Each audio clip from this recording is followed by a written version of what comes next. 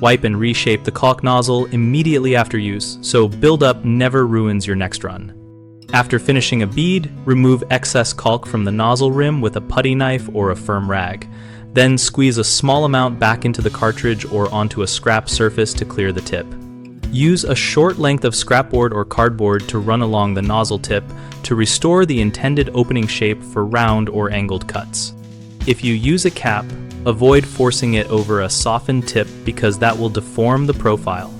Instead, push the cap on gently after the tip has cooled, or better yet, place a small piece of plastic wrap over the tip before capping to prevent sticking. Before your next use, inspect and, if needed, trim the very end with a utility knife using steady hands so you do not enlarge the opening unpredictably. For hardened residue, soften it with a small amount of mineral spirits on a rag and wipe away rather than cutting deeper into the nozzle wall. If the tip is crushed or the profile is altered, replace it with a Tubanu or a new nozzle to restore precise control.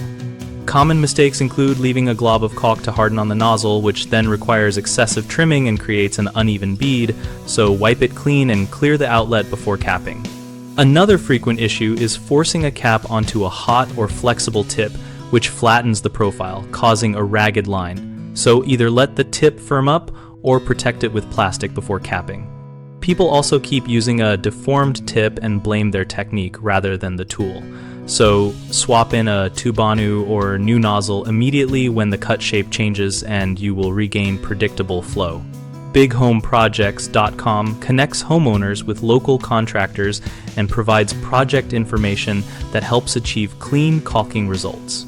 We also host a discussion community where users share tips and ask questions, and we help contractors find work through our listings and community interactions.